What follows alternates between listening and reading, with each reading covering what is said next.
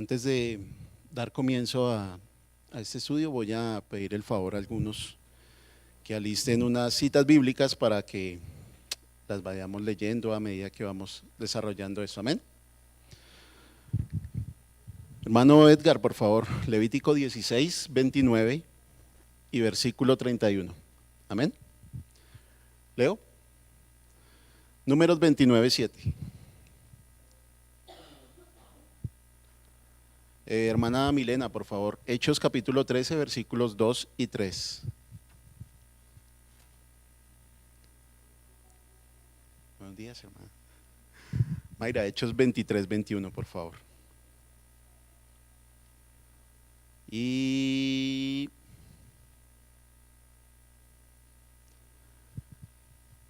hermano Fiber, por favor, Mateo 4, 1, ¿listo? Para que los tengan listos en el momento que ustedes escuchen el versículo, entonces lo vamos a leer. Amén. Vamos a orarle al Señor para dar inicio a este estudio. Les pido que me acompañen en esta oración. Mi Señor, mi Dios, muchísimas gracias. Ya hemos empezado en esta mañana hablando, Señor, contigo de nuestras necesidades, de los anhelos que hay en nuestro corazón.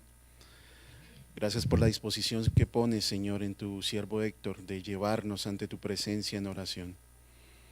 Yo simplemente quiero pedirte una cosa, Señor, y es que me acompañes desde acá y que la torpeza de mis palabras, Señor, no eclipse la verdad y la claridad de tu escritura.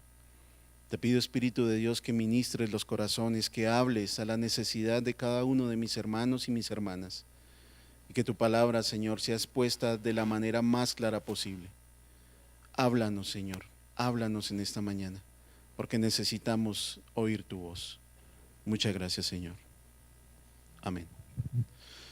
Bien, mis hermanos, antes de comenzar con el bosquejo que he preparado, quiero darles algunas de las ayudas que tuve para preparar este estudio.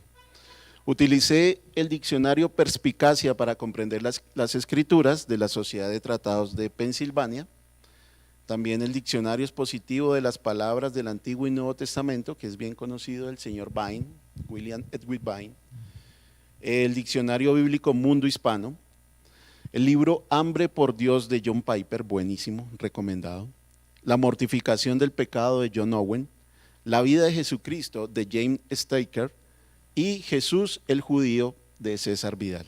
Todos estos libros a su disposición en su librería local. Y como siempre, pues la vez pasada también algunos hermanos me pidieron este bosquejo. Cuando terminemos este estudio también está a disposición.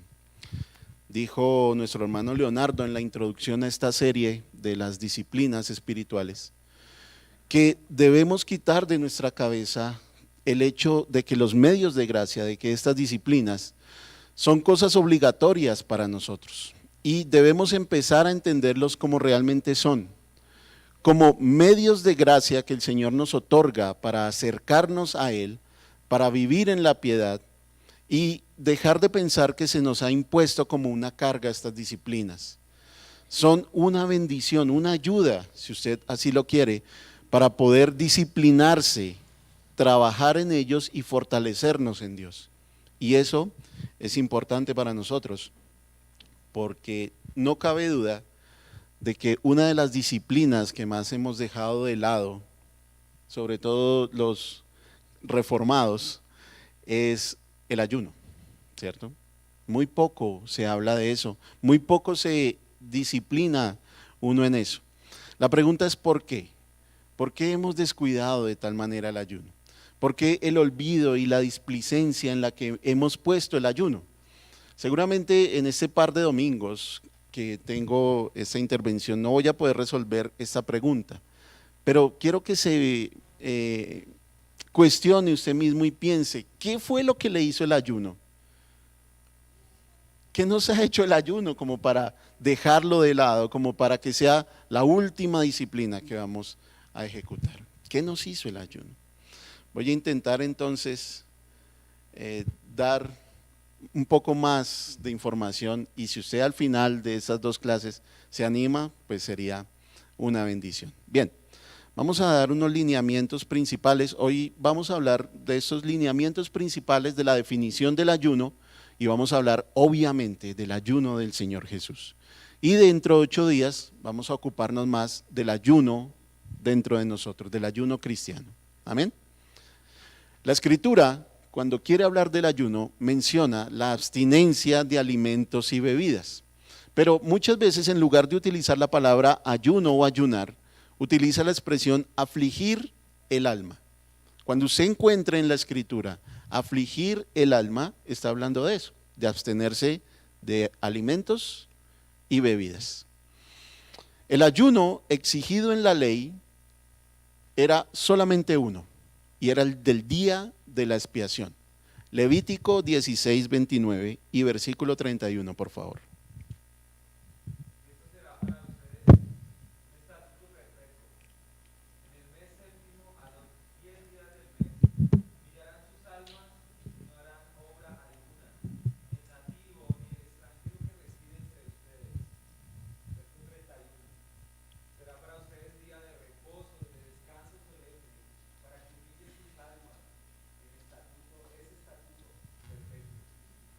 ¿Esa es Nueva Biblia de las Américas?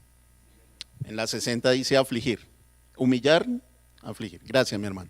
Números 29, 7, por favor.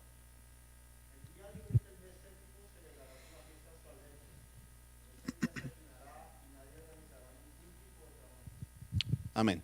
Ese era el ayuno exigido en la ley, el del día de la expiación. Era el único exigido, pero a lo largo de la Escritura encontramos también otros tipos de ayunos, ¿cierto?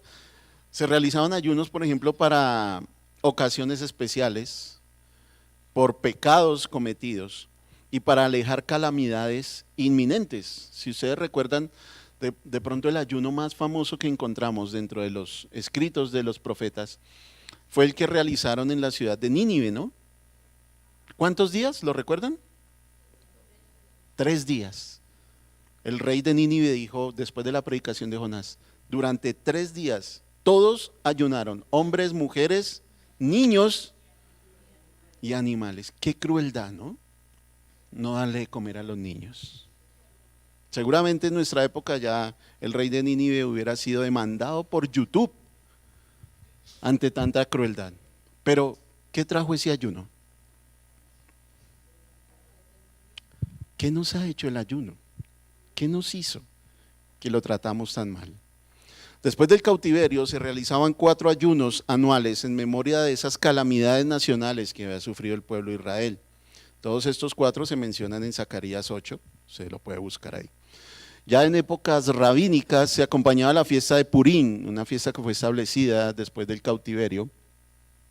Se acompañaba con ayuno esa fiesta de Purim para conmemorar el ayuno de Esther, de Mardoqueo y de los judíos, si lo recuerdan ahí en el libro de Esther. El Antiguo Testamento menciona otra clase de ayunos en que participaron los individuos de manera personal y en los que se congregaba todo el pueblo para que ayunaran. El ayuno podría ser parcial, de un día, digamos de algunas horas mejor, o total, de hacerlo todo el día. Daniel, lo recordamos también, hizo un ayuno de 21 días, ¿no? Cuando quería saber de qué trataban sus visiones. Nehemías, nos dice el libro, que ayunó por muchos días. El ayuno del día de la expiación, como les digo, duraba 24 horas. Y hay un par de ayunos que son excepcionales ahí en el Antiguo Testamento, que son los de Moisés y Elías, que duraron 40 días. Se observa entonces el ayuno no solamente como un aspecto religioso que mostraba un duelo o un dolor por el pecado, sino que también podría hacerse por los muertos. Había personas que ayunaban cuando moría un familiar. Y los profetas, y especialmente Isaías en el capítulo 58, condenó el ayuno de algunas personas dentro del pueblo, porque lo hacían simplemente como un rito, sin conocer realmente o desconociendo realmente qué era lo que Dios quería que se hiciera en medio del ayuno. Si ustedes leen el capítulo 58 del libro de Isaías, se van a encontrar con que él condena el hecho de que las personas simplemente aguantaban hambre, pero no eran justos, no se acercaban a Dios, no buscaban comunión con Dios, sino que solamente se abstenían del alimento. Bien, los ayunos, como les digo, no eran necesariamente muchas veces de naturaleza religiosa, porque se muestran otro tipo de ayunos. Ya en el Nuevo Testamento encontramos que aquellas personas, aquellos judíos que deseaban llevar una vida religiosa, se abstenían del alimento. Ahora, el único ayuno que se registra del Señor Jesús fue cuando inició su ministerio, del que vamos a hablar más adelante. Y solo se incluyen 2 veces en los 4 evangelios donde el Señor habló acerca del ayuno. Uno, en la advertencia del hecho de que no se hiciera de forma religiosa para mostrar a las demás personas que se estaba ayunando, ¿cierto? Él dijo por ahí en el Sermón del Monte, cuando ayunen, no demuden su rostro, ni le digan a las personas que están ayunando, no lo publiquen en sus redes, no hagan eso, simplemente laven su cara y no le demuestren a todo el mundo que están ayunando. Y la segunda ocasión cuando el Señor habló de eso fue a una pregunta de los discípulos de Juan, texto que vamos a usar para nuestra explicación del ayuno que vamos a tener dentro de 8 días. El Señor advirtió que el ayuno no se debía convertir en una ocasión para proclamar la piedad. Ahora, el Señor también habló, aunque esto no lo tomé dentro del bosquejo, el Señor habló de un tipo de demonio que no salía sino con oración y ayuno, ¿lo recuerdan? Aunque esa palabra ayuno fue agregada posteriormente, algunos discuten sobre si fue agregada o si realmente el Señor la dijo. Yo no voy a entrar en esa discusión, por eso no traje este texto a colación. Hay otras referencias en el Nuevo Testamento, que tratan del ayuno con fines religiosos. Hechos capítulo 12, versículos 2 y 3, por favor.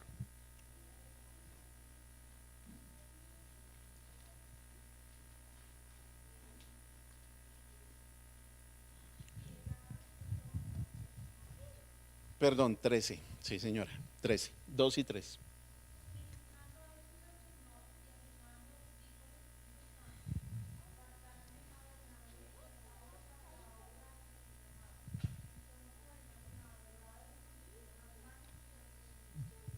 Gracias, mi hermano, muy amable. Básicamente entonces lo que encontramos a lo largo de la escritura es que el ayuno sirve para afligir el alma. Amén. Afligir el alma. Aunque cabe aclarar que el ayuno dentro del pueblo hebreo incluso fue más allá de ser una práctica religiosa. ¿Por qué? Porque también se evidenciaron ayunos de forma política y ayunos que ayudaban para la salud. Y había incluso religiones paganas alrededor de los hebreos que ayunaban. Esto nos demuestra que el ayuno no es algo que sea solamente o que sea exclusivo del pueblo de Dios. Es más, si vamos a Hechos 23, 21, podríamos decir incluso que el ayuno va en contra de lo que significa ser el pueblo de Dios. ¿Qué dice Hechos 23, 21? Pero tú no le creas, porque más de 40 hombres de ellos le acechan, los cuales se han juramentado bajo maldición a no comer ni beber hasta que le hayan dado muerte, y ahora están listos esperando tu promesa. Amén, gracias. Ese está dentro del contexto de unos hombres que querían asesinar a Pablo, ¿no? 40 hombres que iban en contra del apóstol y juraron no comer ni beber hasta no darle muerte al hombre. Seguramente se murieron de hambre, ¿no? Porque nunca pudieron darle muerte al apóstol. Bueno, pobre gente. En fin.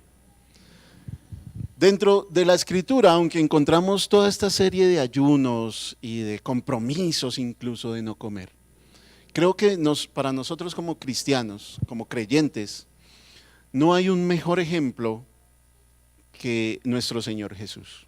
Amén. Entonces vamos a detenernos en el ayuno del Señor y analizar algunas cuestiones teológicas y que nos van a servir a nosotros para entender un poco más. Todos nosotros, si no hemos leído la Biblia, hemos visto películas en Semana Santa que nos muestran sobre la vida del Señor Jesús. Y una de las primeras señales que encontramos en el ministerio del Señor es el descenso del Espíritu Santo en forma visible, ¿cierto? En forma de paloma, muy bien, en el momento de su bautismo. El Señor Jesús fue engendrado por el Espíritu Santo. Y este mismo Espíritu era quien lo guiaba. Y al manifestarse públicamente en el momento de su bautismo, lo que estaba sucediendo en el momento era una manifestación del Padre de forma visible de la aceptación de lo que Cristo iba a empezar a hacer en su ministerio. Él se iba a enfrentar al poder del pecado. Él iba a liberar a los hombres de la muerte por el pecado, algo que nunca se había hecho antes. Él iba a entregar su vida por el rescate del mundo. Él iba a morir por los pecadores. Así que no era una tarea sencilla la que él tenía en sus manos. Él se iba a enfrentar con poderes que habían imperado durante mucho tiempo en el mundo. Él iba a hacerlo. Así que tuvo que ser guiado por el Espíritu. Pero la primera cuestión a la que le guía el Espíritu es ¿a qué? Según el relato que nos sigue diciendo después del bautismo. Dice que lo lleva al desierto, ¿cierto? Mateo 4:1, por favor. Entonces Jesús fue llevado por el Espíritu al desierto para ser tentado por el diablo. Amén. Fue llevado al desierto, ¿pero a qué? A ser tentado. Esa es la primera misión, por así decirlo, a lo que el Espíritu de Dios llevó al Señor Jesús. Allí, como parte de su preparación para resistir la tentación, ¿qué hizo el Señor? Ayunó. Se abstuvo del alimento y de la bebida. Afligió su alma como parte de la preparación. Ya vamos a explicar esto. Y no podemos nosotros pasar por alto el hecho de que Jesús triunfó sobre el enemigo de su alma por la preparación que tuvo en la comunión con el Padre, en la oración y en el ayuno. Miremos los versículos 2 y 3 de Mateo, capítulo 4, para entender un poco mejor esto. Dice, gracias, mi hermano. Sí, señor, léalo, por favor. Y después de haber ayunado durante 40 días y 40 noches, tuvo hambre. Y vino a él el tentador y le dijo: si eres hijo de Dios, di que estas piedras se conviertan en pan. Muy bien. ¿Sí ven cómo empieza el versículo 2? Aquí en la Nueva Biblia de las Américas dice después. ¿Qué dice en la 60? Y después. ¿Después de qué? De haber ayunado. Fue después de haber ayunado que le vino la tentación. Miren, recuerdo hace algún tiempo cuando le presenté ese bosquejo a los pastores, que el pastor Humberto llamaba mi atención acerca de un hecho particular. Él me decía: hermano, no le vaya a dar mucho enfoque al ayuno como un símbolo de poder. No le dé mucho enfoque al ayuno, ni le dé un enfoque tan elevado como un elemento fundamental de la victoria de Cristo sobre el pecado. Y es verdad. No podemos darle un enfoque tan elevado al ayuno como un símbolo de la victoria de Cristo sobre el pecado. Haciendo caso de la intervención del pastor, y me llamaba la atención en cuanto a esto, quiero explicarle lo siguiente. Si usted sigue leyendo el relato ahí de Mateo, se dará cuenta que cuando el tentador vino, el Señor no respondió diciendo: hey, un momento, tentador, un momento, acusador, estoy ayunando. ¿Cómo me viene usted a poner tentación en medio de este ayuno? No. ¿Cuál fue la respuesta del Señor? La Biblia. La Biblia. Como dijera Eugenio Lain, Biblia, Biblia y más Biblia. Esa fue la respuesta que le dio el Señor. Yo no paso por alto el hecho de que en medio del ayuno fue que fue tentado el Señor y que el ayuno le preparó para resistir. Pero no fue solamente el ayuno, también vino la comunión y sobre todas las cosas, la palabra. Él pudo resistir. por la palabra. Él obedeció lo que su padre le había dicho por medio de la escritura. Ahora, si el tentador hubiera tenido éxito, si hubiera disuadido a Cristo del camino de humildad y sacrificio, nosotros no tendríamos esperanza alguna hoy en día. Sobre los hombros del Señor Jesús estaba toda la responsabilidad de nuestra salvación. Por ello, para iniciar su ministerio, su labor en medio de los hombres, tuvo que enfrentarse con esos anhelos, con esos deseos que el tentador le propuso de abandonar la obra de Dios y de promoverse a sí mismo. Básicamente las tentaciones que encontramos ahí en el desierto, que se le presentaron al Señor Jesús, hablaban de eso. Deja de lado lo que Dios ha dicho y promuévete a ti mismo. Pero hay en las respuestas del Señor a la tentación algo que tenemos que analizar en esta mañana. El Señor citó 3 veces el libro de Deuteronomio. Las 3 respuestas que el Señor le dio al tentador, al acusador, al diablo, son sacadas del libro de Deuteronomio. 2 de ellas del capítulo 6, donde Moisés está advirtiendo al pueblo de no olvidarse de los mandamientos de Dios. Él les dice, mire, van a entrar a una tierra que ustedes no conocen. Cuando lleguen allá, les advierto algo, no se vayan a olvidar de los mandamientos. También habla en el capítulo 6 de no tentarlo con la desobediencia. Capítulo 6 donde además encontramos el Shema de los hebreos, ¿cierto? Oye, oh Israel, Jehová nuestro Dios, Jehová uno es. La otra respuesta que el Señor le dio al tentador está en el capítulo 8 de Deuteronomio. Y en el capítulo 8 de Deuteronomio, Moisés está explicándole al pueblo sobre la prueba en la que Dios los había metido por 40 años. Perdón, tengo que tomar un poco de líquido antes de decir lo que les voy a decir.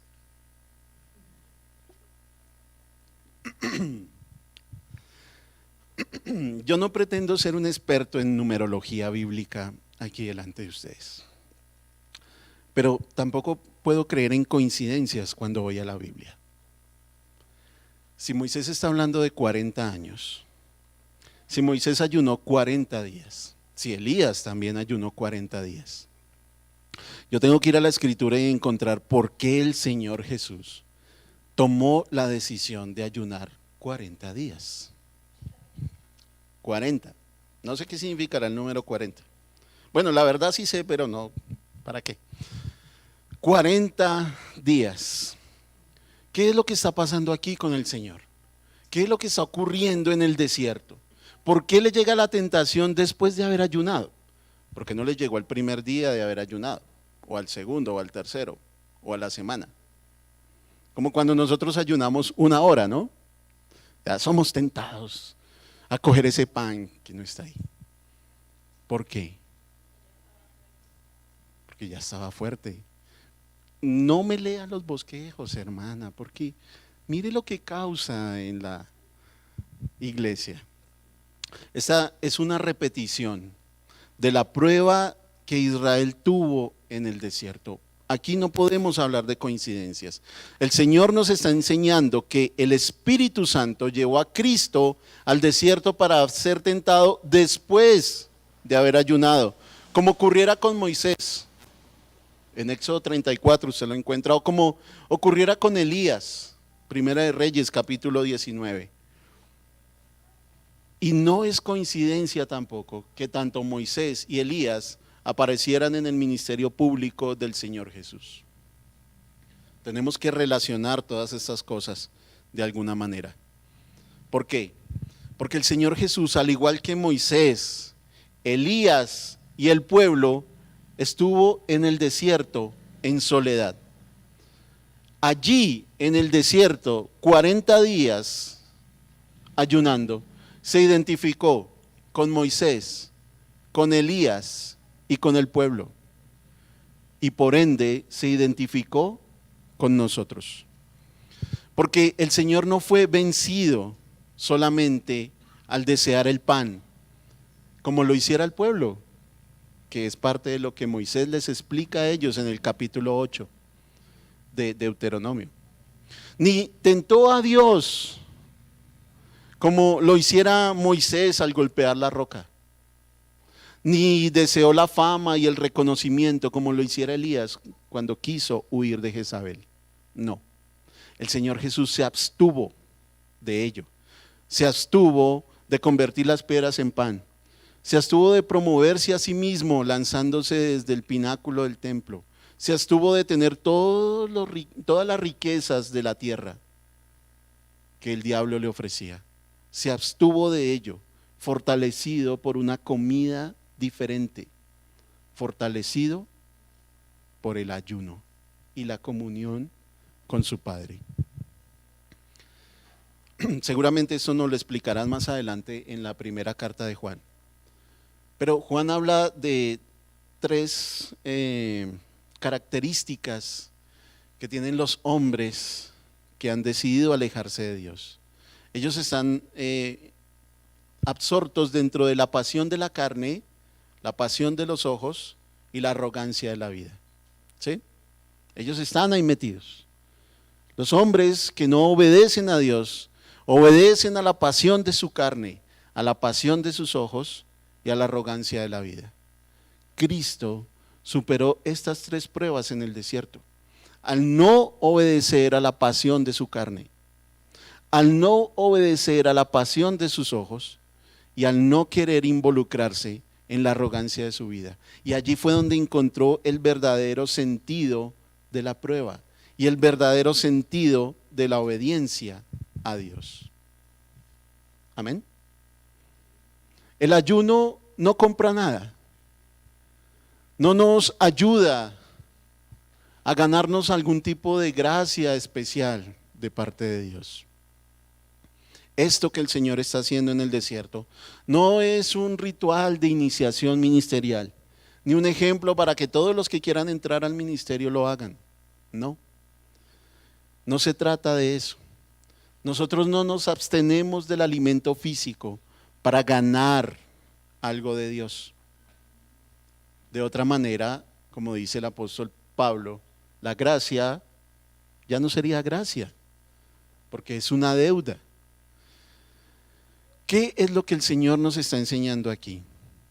Nos está enseñando en el desierto lo importante que es su Padre en su vida, lo importante que es obedecer a su Padre, lo importante que es afligir su alma para que aprendamos realmente lo que significa la obediencia. Como les digo, esta disciplina espiritual, este medio de gracia, no compra ningún favor de Dios. Pero ¿saben qué sí hace el ayuno? Fortalece nuestras almas para encontrarnos en comunión con Dios. Esto es algo de lo que vamos a explicar dentro de 8 días.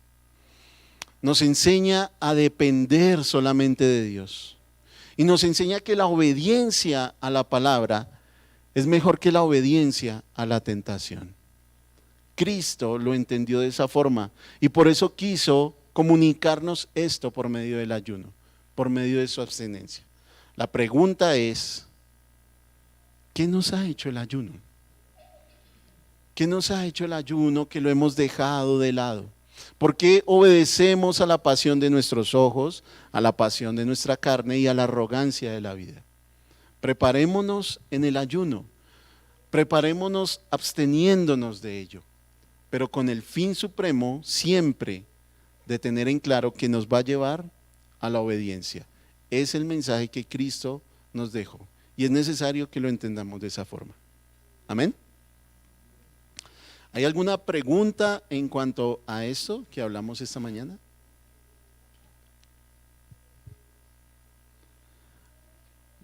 Dijo uno de mis profesores, o todo quedó muy claro o nadie entendió nada. Bien, mis hermanos, vamos a orar. Le damos gracias al Señor. Mi Señor, mi Dios, te agradezco en esta mañana por tu palabra. Te pido que al igual que tú lo hicieras, Señor, en tu ministerio terrenal, sería bueno para nosotros, Señor, aprender la obediencia en nuestras almas. Sería bueno para nosotros, Señor, poder disciplinarnos en el ayuno, con el fin supremo, Señor, de tener aún más comunión contigo y entender de qué se trata la obediencia y de qué se trata la comunión. Te pido, Señor, en esta mañana, no que este bosquejo quede claro en los corazones de mis hermanos y hermanas, sino que el ejemplo que tú nos has dejado, Señor, en tu palabra, traiga a nosotros consuelo, traiga esperanza, Señor, y un compromiso de involucrarnos más y más cada día en obedecer, Señor, y en seguir estos medios de gracia que has dejado para que nuestros corazones descansen en ellos. Te pido, Espíritu Santo, que hables, que ministres nuestras vidas, Señor, con tu palabra, y que cada día, Señor, nuestra meta y nuestro fin claro sea el obedecerte y el dejar de lado, Señor, la vanidad de nuestra vida para poder acercarnos más a ti realmente. Muchas gracias por tu compasión, Señor. Muchas gracias por la paciencia que siempre nos tienes. Oramos, Señor, en el bendito y precioso nombre de nuestro Señor Jesús. Amén. Amén, mis hermanos. Dios me los bendiga.